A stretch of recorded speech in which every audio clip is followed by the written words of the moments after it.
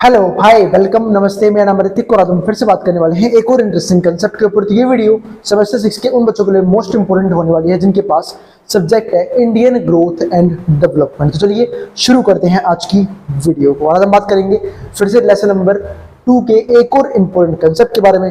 तो देखते हैं हमें क्या पढ़ना है। और इस कंप्लीट सीरीज के नोट्स भी ऑलरेडी बन चुके हैं with important question answer PDF. जिन बच्चों को नोट्स परचेज करने हैं वो इस नंबर पे जाए 9667836336 में व्हाट्सएप करके नोट्स ले सकते हैं। अब चालू करते हैं आज का कंसेप्ट। जो हमारा आज का कंसेप्ट है वो है the post reform era, inclusive growth and challenges 2000 and present. यानी कि अब तक हम जो है वो 20th सेंचुरी की बात कर चुके हैं, लेकिन आज हम बात करेंगे 21वीं शताब्दी की यानी कि 21st सेंचुरी की। वहां पे हमारा जो है वो ग्रोथ स्ट्रक्चर कैसा था वो सब आज की वीडियो में डिस्कस करने वाले हैं। तो सिर्फ और सिर्फ बात यही एकमात्र टॉपिक रहेगा हमारी वीडियो का। ठीक है, तो चलो देखते हैं यहाँ पे मैं क्या पढ़ना है। ठीक है, तो देखो एक तो क्या है post reform era inclusive growth and challenges, वो भी कब से 2000 के प्रेजेंट टाइम तक। दूसरा हम एक चीज और देखेंगे, रिसेंट डेवलपमेंट कौन कौन सी चीजें हुई हैं। अब पहले शुरू करते हैं इसका पहला पॉइंट, ऑब्जेक्टिव क्या था यहाँ पे। तो हम सब जानते हैं कि इससे पहले जो इंडिया है वो बहुत सी प्रॉब्लम झेल चुका है। और बहुत सी प्रॉब्लम क्या है, जिसमें से एक था ब्रिटिश कॉन्क्वेस्ट, यानी कि जब हमारी कंट्री ब्रिटिशर्स के गुलाम थी। ठीक है, तो उस टाइम पे हम लोगों ने एक्सट्रीम पॉवर्टी देखी। ठीक है, इंडस्ट्रियलाइजेशन भी ग्रो नहीं कर रहा था हमारा, यानी कि डी इंडस्ट्रियलाइजेशन देखा। ठीक है, इसके अलावा सर्विस सेक्टर तो था ही नहीं, और जो प्राइमरी सेक्टर वेल डेवलप था उनका भी उन्होंने बेड़ा गर्क कर दिया था। ये सब तो हम डिस्कस कर चुके हैं फर्स्ट सेक्टर के अंदर। अब हमें समझते हैं कि ऑब्जेक्टिव क्या था इसका। अब ऑब्जेक्टिव था जो भी चीजें गलत हुई उसको ठीक करना। मेन तो ऑब्जेक्टिव यही होगा। देखते क्या क्या चीजें थी इसके अंदर। तो की AIIMS have included in reducing poverty. सबसे बड़ा काम क्या था, गरीबी को कम करना। यानी कि जो लोग बिलो पॉवर्टी लाइन है, यानी कि 40% लोग थे उस टाइम पे, और जिनका लिविंग स्टैंडर्ड बहुत ज्यादा गिरा हुआ है, जिनके पास इतने भी रिसोर्सेज नहीं है कि वो बेसिक नीड्स फुलफिल कर सके, जैसे कि फॉर एग्जांपल फूड, शेल्टर, ठीक है, क्लोथ्स। अगर वो भी नहीं कर पा रहे, इसका मतलब क्या है कि उनके पास रिसोर्सेज की बहुत ज्यादा कमी है। तो उन्हीं चीजों को ठीक करने के लिए सबसे बड़ा काम क्या था, रिड्यूसिंग पॉवर्टी, कि हम गरीबी को क्या करेंगे यहाँ पे कम करने की पूरी कोशिश करेंगे। दूसरा पॉइंट क्या आया, एड्रेसिंग रीजनल इम्बैलेंसेस। हम जो है वो रीजनल इम्बैलेंसेस जो है हमारे उसे करेंगे, एड्रेस करेंगे। ठीक है, इसके बाद यानी कि रीजनल इम्बैलेंस का मतलब क्या है कि कोई सी, जैसे हमारी देखो इंडिया जो है वो इतनी डाइवर्स कंट्री है जहां पे अलग तरह के स्टेट्स हैं। ठीक है, अलग लैंग्वेज बोली जाती है, तो उन चीजों को ठीक करना तो जरूरी है, वरना डाइवर्सिटी में ठीक है हो सकता है कि आपस में हम लोग लड़ना शुरू कर दे। तो वो चीज काफी जरूरी है। तो यानी कि यूनिटी इन डाइवर्सिटी बहुत ज्यादा जरूरी था, उसी को हम बोलते हैं यहाँ पे क्या, रीजनल इम्बैलेंस। और इकोनॉमिकली इम्बैलेंस कैसे थे। अब देखो कोई सा स्टेट किसी चीज में अच्छा था, जैसे मान चलो मैं बात करूं गुजरात वगैरह की, गुजरात की, राजस्थान की, तो यहाँ पे जो है वो बिजनेस ज्यादा स्टैब्लिश हो रहे थे। क्यों, क्योंकि यहाँ पे और कुछ था ही नहीं। यहाँ पे हम एग्रीकल्चर कर नहीं सकते क्योंकि खेती लायक जमीन नहीं है। तो यहाँ पे बात किसकी रहेगी, सिर्फ सेल्फ एम्प्लॉयमेंट की या फिर इंडस्ट्रीज की।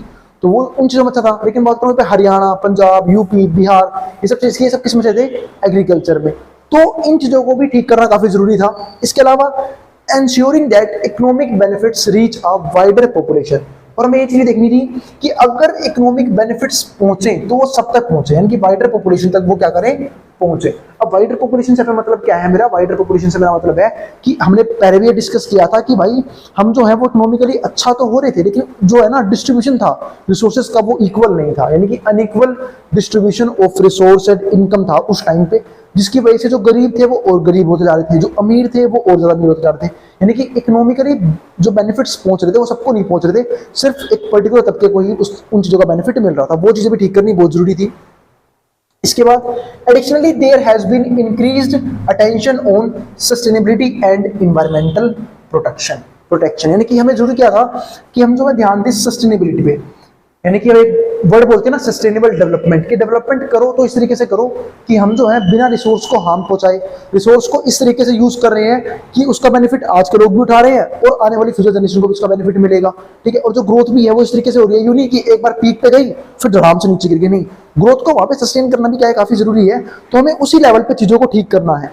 तो सस्टेनेबिलिटी इसको बोलते हैं। एंड एनवायरमेंटल प्रोटेक्शन, ये भी काफी जरूरी है कि भाई एनवायरमेंट भी क्या हो, हार्म ना हो, रिसोर्स डिग्रेड ना हो, लैंड डिग्रेड ना हो, सोशल लाइफ बनी रहे लोगों की। इसके अलावा हम जो बात बोलते हैं कि एनिमल्स की प्रोटेक्शन भी काफी जरूरी है, यानी कि वाइल्ड लाइफ प्रोटेक्शन ही बहुत जरूरी है। जैसे आजकल देखो हम जो है सबसे ज्यादा जो है हम लैंड को एक्सप्लॉइट कर रहे हैं। कैसे एक्सप्लॉइट कर रहे हैं? क्योंकि लोग लगातार बढ़ रहे हैं, लोग लगातार बढ़ रहे हैं तो लैंड की डिमांड बढ़ रही है, जिसकी वजह से हम जो है वो एग्रीकल्चरल लैंड को या फिर जहाँ पे फॉरेस्ट है वहां उन लैंड को भी हम साफ कर रहे हैं सिर्फ किस चीज के लिए, ताकि वहां पे इंडस्ट्रीज डेवलप की जा सके या फिर अपने किसी भी तरह के पर्सनल यूज के लिए, जिसकी वजह से जो है डिफॉरेस्टेशन भी काफी बढ़ रहा है, जिसकी वजह से इन्वायरमेंट खराब हो रहा है। तो इन्वायरमेंट का प्रोटेक्शन भी क्या है, काफी जरूरी है, ताकि इन्वायरमेंटल इनबैलेंसेस क्रिएट ना हो। तो ये थे हमारे सारे के सारे ऑब्जेक्टिव जो मैंने डिस्कस कर लिए। पहले तो आपको ये समझ में आ गया होगा, है ना, या तो कोई दिक्कत तो होगी नहीं। दूसरा पॉइंट हमारे पास क्या है यहाँ पे, चैलेंजेस। अब चैलेंजेस किस प्रकार के थे वो भी देख लेते हैं। तो ऑब्जेक्टिव की बात कर ली, अब चैलेंजेस समझते हैं। तो अगर मैं चैलेंजेस की तरफ बात करूं तो यहाँ पे क्या आता है, डिस्पाइट नोटेबल प्रोग्रेस। हम लोगों ने इतना प्रोग्रेस देखा, issues such as ongoing poverty, गरीबी थी उस टाइम पे बहुत बड़े लेवल पे, अनएम्प्लॉयमेंट, भाई बेरोजगारी थी। अब बेरोजगारी थी तभी तो गरीबी थी, क्योंकि अगर लोगों के पास रोजगार होता, लोगों के पास जॉब अवेलेबल होती तो सिंपल से तो गरीब बचते ही क्यों, वो तो गरीब बचते ही नहीं, ठीक है, क्योंकि अब उनको पैसा मिलता, वो अपना लिविंग स्टैंडर्ड राइज करने पे ध्यान देते, तो वो बेचारे क्या रह गए, पॉवर्टी में रह गए, अनएम्प्लॉयमेंट था उस टाइम में बहुत ज्यादा, and under employment specially in rural regions persist. और एम्प्लॉयमेंट सबसे ज्यादा कम कहाँ पे थी, रूरल एरियाज में। अगर आप आज भी देखो तो लोग जो हैं वो रूरल रीजन्स को छोड़ के अर्बन रीजन्स की तरफ जाते हैं, शहरों की तरफ जाते हैं। क्यों? क्योंकि शहरों में क्या है, इनकम सोर्स ज्यादा होते हैं, इंडस्ट्री ज्यादा डेवलप हो चुकी होती है, सर्विस सेक्टर ज्यादा डेवलप हो चुका होता है, तो वहां पे जॉब अपॉर्चुनिटीज अच्छी मिलती हैं। अगर यही जॉब लोगों को रीजनल सेक्टर में प्रोवाइड करवा दी जाए तो वो कभी भी अपने गांव वगैरह को छोड़ के या फिर अपने परिवार को छोड़ के बाहर जाना पसंद नहीं करेंगे, है ना। तो वो चीज होती है यहाँ पे। तो एक बात बोलते हैं कि जो सुकून है ना अपने परिवार के साथ कम पैसों में रहने में है, वो बाहर जाके ना ज्यादा पैसा कमा भी लोगे तो कोई ज्यादा बेनिफिट मिलेगा नहीं।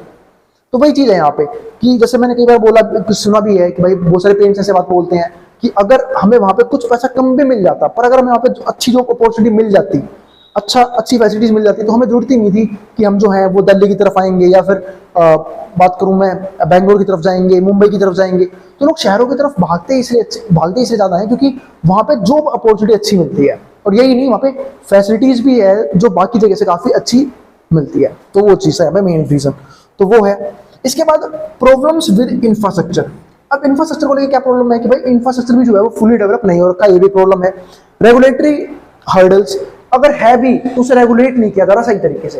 रेगुलेट करने का मतलब है कि उनके ऊपर कंट्रोलिंग बॉडी तो होनी चाहिए कि किस तरीके से अब पता लगे कि कोई बिजनेसमैन जो है वो चीजों को एक्सप्लॉइट कर रहा है, वहां पे कोई रेगुलेशन ही नहीं है, तो वो होना भी क्या है, काफी जरूरी था। तो वो चीजें यहाँ पे आती हैं। इसके बाद क्या आता है, एंड इन्वायरमेंटल डिग्रेडेशन।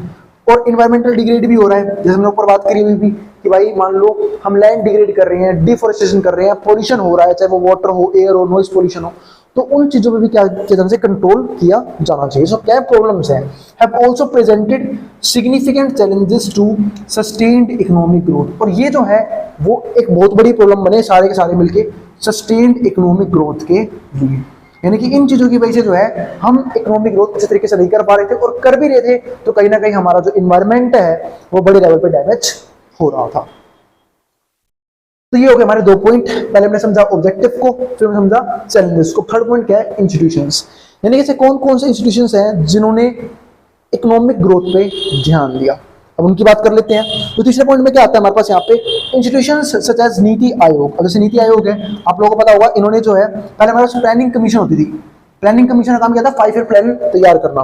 तो institution such as NITI Aayog which took over from the planning commission, उसने प्लानिंग कमीशन को यहाँ पे खत्म कर दिया in 2015, have been pivotal in developing strategies. और इन्होंने क्या बनाया था यहाँ पे, ये इसका काम क्या था कि वो स्ट्रेटजीज डेवलप करे, किस चीज के लिए, फॉर इंक्लूसिव ग्रोथ, ताकि ग्रोथ जो है वो क्या हो, तेजी से हो।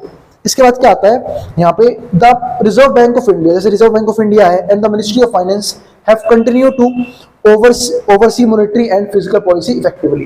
तो इन लोगों ने जो रिजर्व बैंक ऑफ इंडिया है, फाइनेंस मिनिस्ट्री ऑफ फाइनेंस है, उसका काम क्या है कि जो मॉनेटरी पॉलिसी है और जो फिजिकल पॉलिसी है वो ढंग से काम कर रही है नहीं कर रही, क्योंकि मेनली जो इकोनॉमिकली डिसबैलेंसेस है ना, सॉरी इम्बैलेंसेस हैं, उसको संभालने का काम जो है ना वो कौन करते हैं, मॉनेटरी और फिजिकल पॉलिसी। जैसे आपने पढ़ा भी होगा कि अगर कभी भी इकोनॉमी के अंदर डिसइक्विलिब्रियम आता है, या फिर इन्फ्लेशन बढ़ रहा है, डिफ्लेशन बढ़ रहा है, मनी सप्लाई बढ़ रही है, मनी सप्लाई घट रही है, उन सबको रेगुलेट किया जाता है इसके जरिए। और वो करता कौन है, सेंट्रल बैंक, हमारे वहां पे RBI, reserve Bank of India.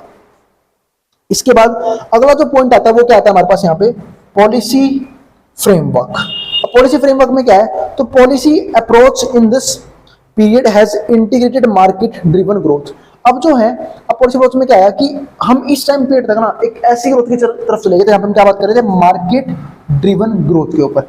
यानी कि अब से पहले तो ज्यादातर चीजें जो किसी कंट्रोल में थी, गवर्नमेंट के कंट्रोल में थी, लेकिन जब ग्लोबलाइजेशन आया, लिबरलाइजेशन आया, तो उसने चीजों को चेंज किया। वहां पे गवर्नमेंट के हाथ से वो चीजें हटाई गई, गवर्नमेंट का कंट्रोल कम किया गया और प्राइवेट सेक्टर के हाथ में दिया गया।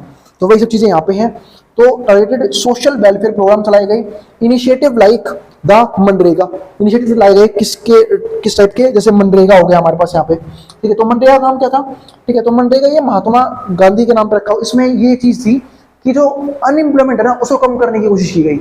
यानी कि यहाँ पे ये चीज थी कि जो भी पर्सन जॉब करना चाहता है, अगर उसे जॉब नहीं प्रोवाइड की जा रही, तो या तो गवर्नमेंट उसे मैं उसे 100 दिनों का जो है वो क्या देगी, एम्प्लॉयमेंट जनरेट करके देगी। अगर वो काम नहीं कर पा रही तो उसे उसके बदले वेजेस मिलेंगे। तो ये चीज थी इस स्कीम के तहत, ताकि जो है ना एम्प्लॉयमेंट है, अनएम्प्लॉयमेंट है सॉरी, उसको कंट्रोल किया जा सके। प्रधानमंत्री जनधन योजना, ठीक है, एंड द जीएसटी भी एक अच्छा तरीका था। अब जीएसटी में क्या हुआ, अगर अब मैं बात करूं जीएसटी है क्या, गुड्स एंड सर्विस टैक्स। तो पहले बहुत सारे टाइप के इनडायरेक्ट टैक्सेस होते थे। अब कहीं नहीं बताऊंगा भैया इनडायरेक्ट टैक्स क्या होता है मेरे भाई। इनडायरेक्ट पहले दो तरह टैक्स होते थे, डायरेक्ट टैक्स और इनडायरेक्ट टैक्स। मेनली डिफरेंस बताऊं तो डायरेक्ट टैक्स का मतलब होता है कि वो टैक्स जिस पे लगाया जाए वही भरे। फॉर एग्जांपल इनकम टैक्स, अब जिसकी इनकम होगी वही इनकम टैक्स भरेगा, ठीक है। इनडायरेक्ट टैक्स का मतलब क्या होता है कि जिस पे लगाया जाए वो नहीं भरेगा, कोई दूसरा भरेगा। फॉर एग्जांपल कि जैसे कि मान लो कि बिजनेसमैन पे टैक्स लगाया गई है ना, उनके गुड्स पे टैक्स लगाया गया, सर्विस पे टैक्स लगाया गया, तो वो करते कहते हैं वो प्राइस में ऐड कर देते थे बिजनेसमैन। तो उसे भर कौन रहा है, कंज्यूमर्स भर रहे हैं। तो वो क्या होगा, एक तरह का इनडायरेक्ट टैक्स हो गया। अब उन सारे इनडायरेक्ट टैक्स का कंबाइन करके एक ही टैक्स में आते हैं, उसको क्या बोलते हैं, GST, goods and service tax, जिसकी बात हमने यहाँ पे करी, ठीक है। फिर क्या है हमारे पास, तो have been introduce to support inclusive growth, ताकि क्या मिले, इंक्लूसिव ग्रोथ मिले, and enhance the business environment, और जो बिजनेस एनवायरनमेंट है वो क्या हो, डेवलप हो काफी तेजी से। तो वो चीज थी हमारी यहाँ पे। अब आता है हम अपने 5th पॉइंट की तरफ, जिसमें क्या आता है हमारे पास इस टॉपिक के आउटकम्स। अब आउटकम्स किस प्रकार के रहे वो डिस्कस करते हैं, यानी कि क्या क्या रिजल्ट रहा। ये तो मैं ये चीज देखी कि पहले ऑब्जेक्टिव क्या रहे, ठीक है, उस टाइम ऑब्जेक्टिव क्या थे, चैलेंजेस कौन कौन से फेस करने पड़े, कौन कौन से इंस्टीट्यूशंस थे जिनको ध्यान रखनी थी, और पॉलिसी का फ्रेमवर्क क्या था, पॉलिसी कौन तैयार कर रहा है, ठीक है, और किस किस तरह की जो है योजनाएं आ रही हैं चीजों को ठीक करने के लिए। अब जो हमारा अगला पॉइंट आता होता है आउटकम्स। अब इन चीजों के आउटकम्स क्या रहे, तो India has become one of the fastest growing major economies globally. हम सब जानते हैं जो इंडिया है उसने जो ग्रोथ है वो काफी तेजी से करी, मतलब इतने रिसोर्सेज के डिग्रेडेशन के बाद भी, रिसोर्सेज खराब होने के बावजूद भी इंडिया ने ग्रोथ काफी तेजी से करी थी, major economies globally, with notable reduction in poverty. और यही नहीं, गरीबी को काफी बड़े लेवल पे क्या किया गया, कम किया गया, यानी कि पॉवर्टी को बहुत बड़े लेवल पे कंट्रोल किया गया, and improvement in human development indicator. और यही नहीं, जो ह्यूमन डेवलपमेंट इंडिकेटर है उसमें इंप्रूवमेंट भी किया गया। However challenges remain, including challenges जो है वो कुछ ना कुछ रहे, including creation of quality jobs. Quality job अभी भी लोगों को नहीं मिल रही थी। आजकल आप देखोगे जो हमारा यूथ है वो इतने बड़े लेवल पे अनएम्प्लॉयड क्यों है, इस बार डाटा आते हैं ऐसे कि भाई कहीं पे कुछ वैकेंसी निकली है, वहां पे 1.8 करोड़ लोगों ने अप्लाई किया हुआ है, वो भी पढ़े लिखे लोगों ने किसके लिए अप्लाई किया हुआ है, डी ग्रेड की जॉब के लिए। तो अनएम्प्लॉयमेंट किस लेवल पे है, यानी कि लोगों को क्वालिटी जॉब नहीं मिल रही है। अब मेन चीज क्या होती है, एक बात मैं यहाँ पे भी कह सकता हूँ कि लोग जो पैसा कमाना नहीं चाहते हैं। क्योंकि देखो जो लोग पढ़े लिखे हैं वो ये सोचते हैं कि यार ये काम तो मेरे लायक नहीं है, यार मैंने इतनी पढ़ाई सिर्फ इस चीज के लिए करी है कि मैं ये काम करूं, तो उनको वो लगता है, तो इसलिए वो जॉब पे नहीं जाते, ठीक है, उस काम पे। मतलब वो चीज है कि जो डिग्री होल्डर पर्सन है ना, कि भाई जिन्होंने एमए कर रखा है, एमकॉम कर रखा है, ठीक है, बीसीए कर रखा है, एमसीए कर रखा है, वो क्या सोचते हैं कि यार ये जॉब तो मेरे लायक नहीं है, मैं ये जॉब नहीं कर सकता, ठीक है। छोटी जॉब उन्हें मिलती है वो करना नहीं चाहते, बड़ी जॉब उन्हें मिलने दी है, वो बेचारे इस चक्कर में जो क्या है अनएम्प्लॉयड है लगातार बहुत टाइम पीरियड तक। और फिर डिपेंड किसके ऊपर है, गवर्नमेंट सेक्टर की तरफ। भाई गवर्नमेंट जो वैकेंसीज निकालेगी, अरे गवर्नमेंट वैकेंसी निकालती कितनी है, और फिर भी कई लोग तो क्या रहेंगे, इतने सारे अनएम्प्लॉयड लोग हैं, इतनी वैकेंसी तो आती नहीं है, तो फिर भी बहुत से लोग जो है वो क्या रहेंगे, अनएम्प्लॉयड ही रहेंगे अगर वो गवर्नमेंट सेक्टर में से डिपेंडेंट रहते हैं। तो वो चीज आती है यहाँ पे। तो क्रिएशन ऑफ क्वालिटी जॉब्स अभी भी क्या था, इंडिया का एक चैलेंज ही था कि क्वालिटी जॉब्स है वो लोगों को नहीं मिल रही है। इंफ्रास्ट्रक्चर शॉर्टफॉल्स, इंफ्रास्ट्रक्चर बहुत कम है, क्योंकि अगर आप आज ही बात करो, हम भाई अब 2025 में चल रहे हैं, लेकिन अगर आप आज ही बात करें तो इंफ्रास्ट्रक्चर मेनली जो है वो कहाँ पे है, शहरों की तरफ है, अर्बन एरियाज में है। रूरल एरियाज में तो आज भी इंडस्ट्रीज की बहुत कमी है ही नहीं, यहाँ पे कह सकते हो। ठीक है, जैसे यूपी, बिहार या फिर बाकी जगह जो है वहाँ पे तो है ही नहीं, इंडस्ट्रीज वगैरह है ही नहीं वहाँ पे। और जब इंडस्ट्रीज नहीं है तो वहाँ के लोग जो है जॉब की तरफ कहाँ पे आते हैं, शहरों की तरफ भागते हैं कि वहाँ पे जॉब अपॉर्चुनिटी अच्छी मिलेगी, इनकम अच्छी मिलेगी, तो लिविंग स्टैंडर्ड जो है थोड़ा सा क्या हो जाएगा, अच्छा हो जाएगा। तो वो चीजें आती हैं यहाँ पे। तो इंफ्रास्ट्रक्चर शॉर्टफॉल्स ये आज भी एक बहुत बड़ी प्रॉब्लम है। And managing the environmental impact of growth. और यही नहीं, जो इन्वायरमेंटल इम्पैक्ट है ग्रोथ के ऊपर, ये तो पड़ ही रहा है कि भाई इन्वायरमेंट जो वो डिग्रेड हो रहा है सिर्फ ग्रोथ करने की वजह से। अब क्या आता है हमारे पास टॉपिक, रीसेंट डेवलपमेंट। हाल ही में कैसी डेवलपमेंट हुई है। पहला पॉइंट क्या आया, ease of doing business, business करना हुआ इजी। अब वो कैसे हुआ, थोड़ा सा वो समझते हैं। अगर मैं बात करूं यहाँ पे एक टॉपिक के ऊपर कि भाई पहले जो है वो बिजनेस करना काफी मुश्किल होता था। क्यों? क्योंकि लोगों को लगता था कि भाई बिजनेस बहुत सारे फेल हो जाते हैं, बिजनेस में इन्वेस्टमेंट बहुत अच्छी खासी चाहिए। और हमारा जो इंडिया की जो इकोनॉमी है, हमारी जो इंडिया की इकोनॉमी है, वो बिजनेस को सपोर्ट भी नहीं कर पा रही, यानी कि वो जो है वो बिजनेस की तरफ ध्यान भी नहीं दे पा रही, स्टार्टअप को पहले प्रमोट नहीं कर पा रही थी, लेकिन अब कर पा रही है। तो ये चीज हुई कि ease of doing business, business करना अब आसान हो गया। सेल्फ एम्प्लॉयमेंट इजी हो गया, सेल्फ एम्प्लॉयड लोग ज्यादा होने लग गए। ठीक है, लोग अपना काम स्टार्ट करने लग गए। तो वो चीजें अब बढ़ी हैं, खासकर गिनती है कुछ मैं कहता हूँ 10 सालों में।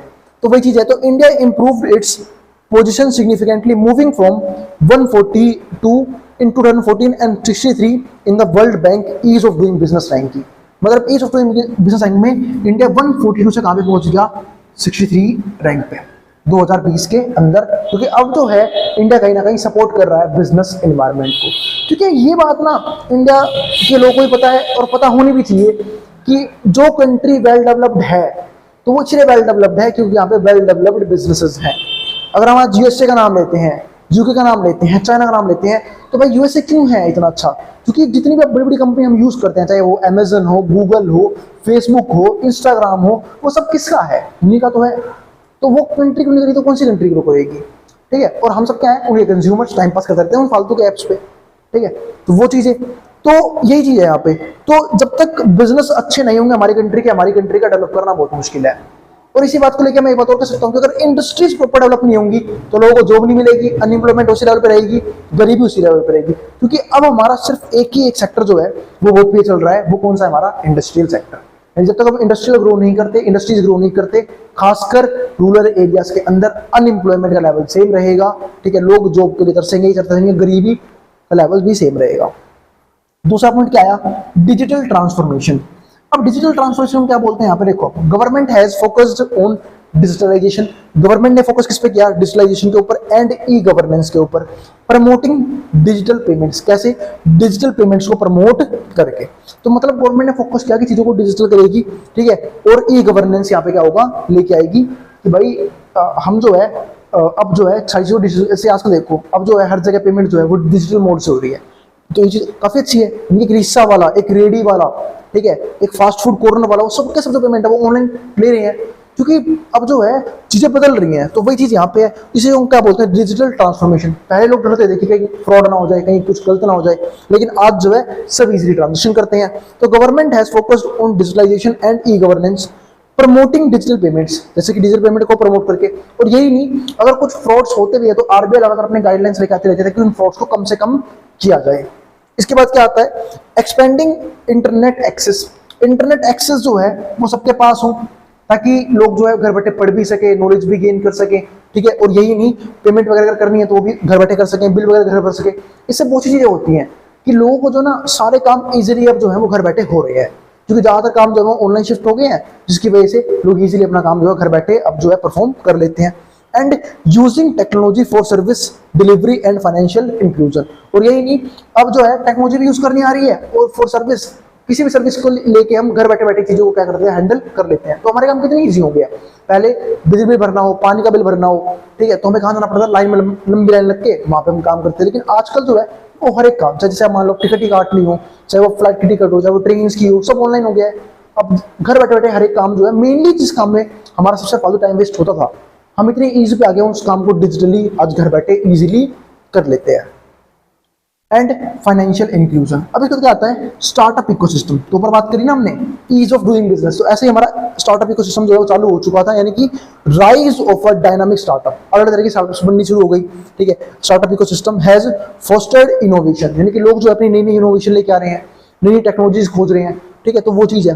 तो एंटरप्रेन्योरशिप एंड जॉब क्रिएशन, अब यहाँ पे क्या हो रहा है कि लोगों के अंदर कौन सी स्किल आ रही है, एंटरप्रेन्योरशिप स्किल्स आ रही हैं कि हम जो है खुद को कैसे कुछ कर सकते हैं, खुद का कैसे बिजनेस खड़ा कर सकते हैं, चाहे साइड इनकम के लिए कुछ करना हो, वो चीज़ें लोग कर रहे हैं। एंड जॉब क्रिएशन, लोग जो है कहीं ना कहीं यहाँ पे क्या कर रहे हैं, जॉब भी क्रिएट हो रही है स्टार्टअप की वजह से। क्योंकि अगर मान लो एक सिंपल सी बात हम लोग बोल देते हैं कि अगर इंडिया में डेवलपमेंट करनी है तो हमें जो है जॉब क्रिएटर बनना पड़ेगा। ठीक है, अब यानी कि हमें जो है जॉब लोगों को प्रोवाइड करनी पड़ेगी। उसके बाद ये मसले, अगर हम सबके सब सिर्फ जॉब सीकर बन के रह जाएंगे, यानी सबसे सब जॉब ढूंढेंगे, कभी गवर्नमेंट जॉब, कभी प्राइवेट जॉब, तो अनएम्प्लॉयमेंट सेम लेवल पे रहेगी। अगर हम छोटा मोटा भी अपना स्टार्टअप करते हैं, बिजनेस करते हैं, अगर हम उसमें 5 लोगों को भी जॉब दे पा रहे हैं, 10 लोगों को भी जॉब दे पा रहे हैं, ऐसे क्या होगा कि लोगों को जॉब मिलेगी। ठीक है, तो हम तो कहीं ना कहीं आए जॉब क्रिएटर बन के उभर रहे हैं। तो वो चीज़ यहाँ पे है। तो जॉब क्रिएशन होना क्या है, बहुत जरूरी है। और इसी के साथ ना एंटरप्रेन्योरशिप स्किल जो है वो भी क्या होगी, काफ़ी अच्छी आ जाएगी हमारे कंट्री के लोगों के अंदर। और वो आ भी रही है जब से स्टार्टअप इकोसिस्टम स्टार्ट हुआ है। लोग जो हैं सबके सब लोग जो हैं अपने फ्री टाइम में कुछ इफेक्टिव ट्राई कर रहे हैं, कुछ अच्छा ट्राई कर रहे हैं, ताकि वहां से वो कुछ ना कुछ passive source of income generate कर सकें। इसके बाद government initiative and funding have supported startup. और यही नहीं, गवर्नमेंट जो है वो लोन वगैरह प्रोवाइड कर रही है, इनकी गवर्नमेंट जो है वो अलग तरह की इनिशिएटिव दे रही है ताकि फंड किया जा सके इन स्टार्टअप को। अगर वो अच्छे हैं तो, अगर उनके आइडियाज अच्छे हैं, ठीक है, तो उनको प्रॉपर सपोर्ट किया जा रहा है। इन्वेस्टर ही सपोर्ट नहीं करती, गवर्नमेंट भी सपोर्ट कर रही है। In sector such as technology हो गया, मान लो आपने कुछ नया टेक्नोलॉजी बना दिया, आपने कुछ नया इनोवेट कर दिया उस चीज को लेके, ई कॉमर्स हो गई, फिनटेक, आप फाइनेंस को लेके कुछ नया लिया है। ठीक है, तो इन चीजों को जो है वो गवर्नमेंट भी टाइम टाइम सपोर्ट कर रही है। और इन्वेस्टर तो है ही प्राइवेट सेक्टर के अंदर। तो ये जो है ना, ये कुछ इसे बोलते हैं कि सबसे ज्यादा चेंजेस आए किस टाइम पे, 2000 से लेके प्रेजेंट टाइम तक। यानी कि मैं कह सकता हूँ कि हम वो जनरेशन है, ठीक है, जिन्होंने इस दुनिया को फास्टेस्ट बदलते हुए देखा है ना। छोटे वाले कीपैड वाले फोन से स्मार्टफोन तक गए, उस डब्बे वाले टीवी से स्मार्ट टीवी तक गए। टेक्नोलॉजी में रैपिडली चेंजेस आ रहे हैं। सबसे फालतू चेंजेस हमने ना इन 20 सालों के अंदर देखे हैं, है ना। जहां पे मैंने तो रील वाला कैमरा भी देखा हुआ है, अब रील वाले कैमरे से हम किस में आ गए, डिजिटल कैमरे के अंदर। ठीक है, तो बहुत कुछ चीजें जो है वो क्या हुई हैं, बदली हैं इस गिनती के 2 या 3 डिकेड्स के अंदर। और इन्होंने लोगों की लाइफ को भी बहुत बड़े लेवल पे चेंज किया है। ठीक है, अब वो डिपेंड करता है कि लोग उसका पॉजिटिव पॉजिटिव साइड देखते हैं, नेगेटिव साइड देखते हैं। अगर पॉजिटिव यूज कर रहे हैं तो उनके लिए काफी बेहतर है। नेगेटिव यूज कर रहे हैं, जैसे अब फोन से ही है, आधे लोगों को तो फोन ने खराब कर रखा है। क्यों? क्योंकि फोन में वो कुछ ढंगा करते नहीं है, टाइम पास वाले ऐप चलाएंगे नहीं, थोड़ी देर इंस्टा स्क्रॉल करेंगे। ठीक है, पढ़ने बैठेंगे तो चाहे 1 घंटे की वीडियो होगी, इसमें ज्यादा लंबी वीडियो बनाता ही नहीं, पता लगे बीच में नोटिफिकेशन आ गया, उस वीडियो पे चलेगी, अरे वाह क्या गाना आया है, एक बार ये गाना सुनो, फिर सर की क्लास लूंगा, है ना। फिर वहीं पे दूसरा गाना आ गया, वहां चले गए, पता लगे भाई 1 घंटा खराब कर दिया पूरा का पूरा। ठीक है, और ये सबके साथ है। अब उसे कंट्रोल कौन किस लेवल पे कर रहा है, वो उतना ही बेहतर बंदा चला जाता है। ठीक है, तो मिलते हैं अगली वीडियो के अंदर और रोकते हैं आज की वीडियो को यहीं पे। ठीक है, और अगर वीडियो पसंद आई हो तो वीडियो को लाइक के बिना मत जाना और चैनल को सब्सक्राइब भी कर देना ऐसी वीडियोस के लिए, और उन बच्चों में शेयर भी कर देना जिन बच्चों का एग्जाम होने वाला हो सेम सब्जेक्ट का। अब जिसको जो उतारना उतार सकता है, मैं बोर्ड के सामने से, और नोट्स के लिए आप इस नंबर पर व्हाट्सएप करके नोट्स भी ले सकते हैं। अब इसको जो उतारना उतार लें।